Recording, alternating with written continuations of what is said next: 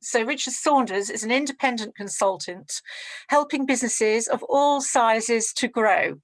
Drawing on his experience with startups, SMEs and blue chip corps, he provides analysis and advice for leaders looking to develop their commercial strategy, exploring new opportunities and transforming the way in which their business operates. Now, Richard is here to speak to us about his e-commerce case studies, as that's an area that many of you are interested in. So Richard is here, and just to confirm, Richard, if you can keep it to the point so we can keep it moving so we're not too much over time, and we're looking here for 10 to 15 minutes, Richard, so over to you. Thank you for joining us. Absolutely. Can I check everyone can hear me okay? I'll just yes. We have with the previous. Yes, it's all good. Brilliant. Yes, it's all good.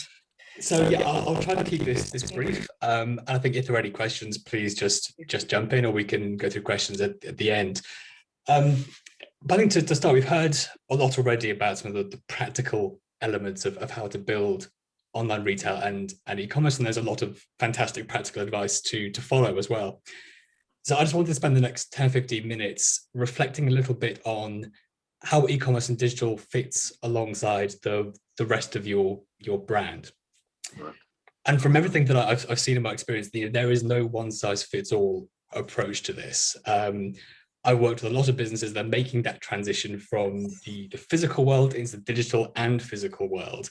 And I've split these observations into three main groups to look at. So the first is around the customer.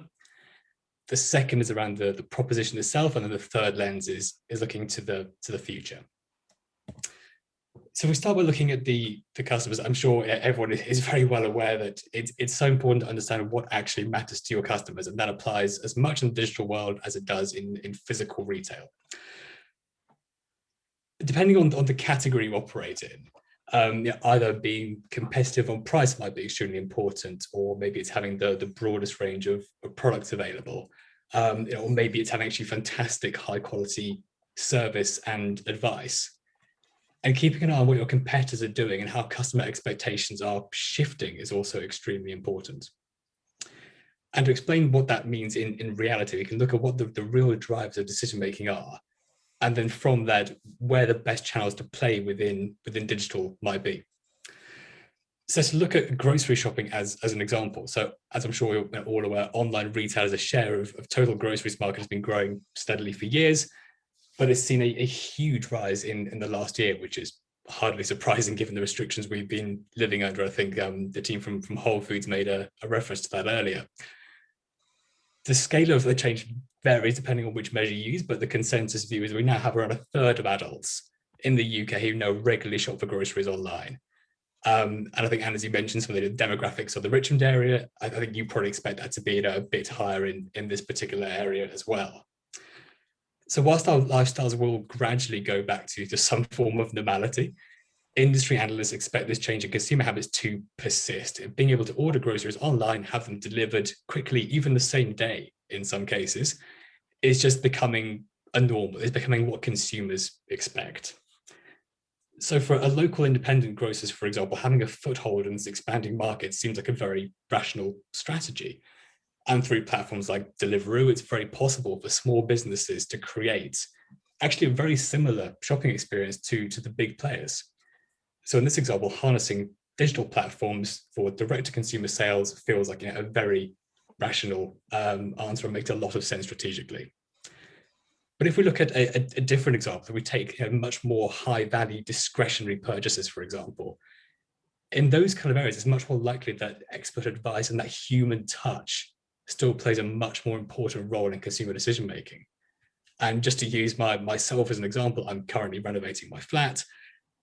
I certainly won't be buying an entire new bathroom suite without going and talking to an expert, seeing the products myself, feeling what they're actually like in person. But that doesn't mean that digital won't play a role. It just means that sort of last stage of the journey where I decide to make a purchase is probably less important to me. What is really important is being able to search to find a retailer that I think I can trust, being able to see online reviews, for example, and their online presence. And that's going to really help me narrow down my choice. So looking at the second of those lenses, the proposition itself. If we say that e-commerce is right for your business, that doesn't necessarily mean that everything you sell in your physical store can or should be sold online. Especially when we do think about that last mile. So once someone's ordered online, how the product gets from your store or your warehouse to the consumer. To give an example, I spent some time last year working with a big chain of coffee shops, one I'm sure you're all familiar with, but I can't name.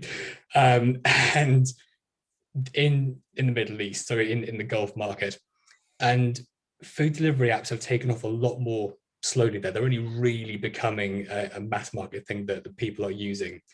So this brand is very much still developing its approach to e-commerce whilst I was working with them. Now, the easiest thing for them to have done would have been take their entire in-store menu and make that available for delivery. That way, because customers are always getting their favorite drink, no matter where they are. Everyone's very familiar with the menu and the thousands of different options and ways you can order your coffee. And in a market where consumer choice is exceptionally important and something that consumers just expect, that would seem like a good strategic decision. The problem came when they started thinking about how to actually facilitate this. So the top selling drink in this market by a long way, one of the hero products they rely on, is a cappuccino. As I'm sure you all know, this is a drink that relies on having two very distinct layers. You've got the coffee on the bottom, the foam on the top. Now try to imagine what state that drink arrives in after being on the back of a delivery motorbike for 15 minutes, cutting through city traffic at 40 miles an hour. The brand had a really hard decision to make, which is we know that consumers really want this product and are demanding it, but we can't actually deliver it in line with what consumers expect of the product quality.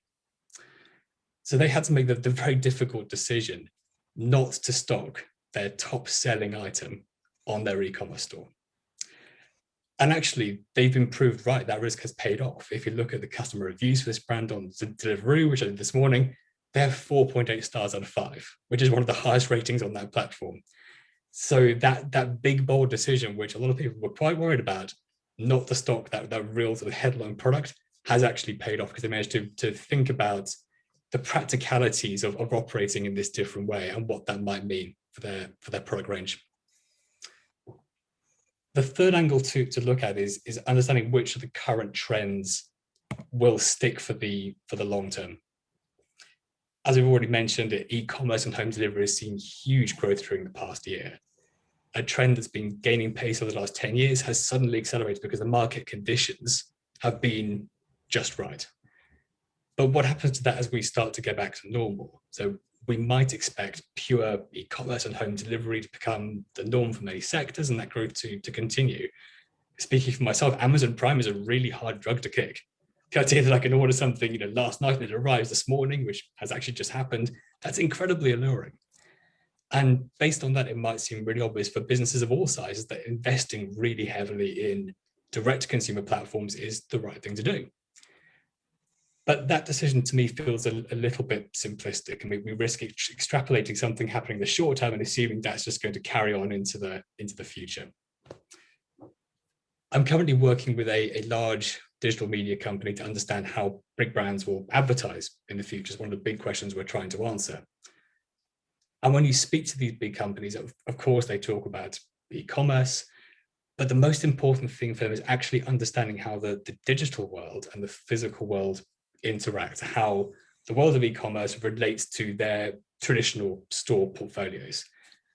And they know that consumers are actually really complicated. Just because we see something we want online and we see a good price, it doesn't mean that we buy it straight away. Maybe we want to go and see that product in the flesh. Maybe we want to go and talk to a person before we make that decision. Or vice versa. I'm sure we've all seen in physical retail stores, people looking at something, they pick it up and they put it down, they get their phone out and they start checking the online reviews. Because actually those two worlds are not separate at all. And retailers are also understanding that the appeal of shopping in person, the idea of going to a store, choosing your own items rather than having someone to choose for you, has not gone away. So my final example is that the first physical Amazon Fresh store in the UK, which is actually a few miles away in Ealing, which opened earlier this month. So shoppers sign in with the QR code linked to their Amazon account when they enter the store. sensors detect which items they picked up and they're charged automatically. There's no till or cashier to go through. And the focus has been obviously on the technology and this slightly odd experience of walking out of a store without physically paying for it. But aside from that, I think this can tell us two things about how Amazon see the future of retail. The first is that physical retail is here to stay, even in sectors like groceries, where the barriers to ordering online and delivery are actually quite low. I mean, Amazon has not got to the size it is today by investing in declining industry. They really think that there's a strong market for physical retail and grocery.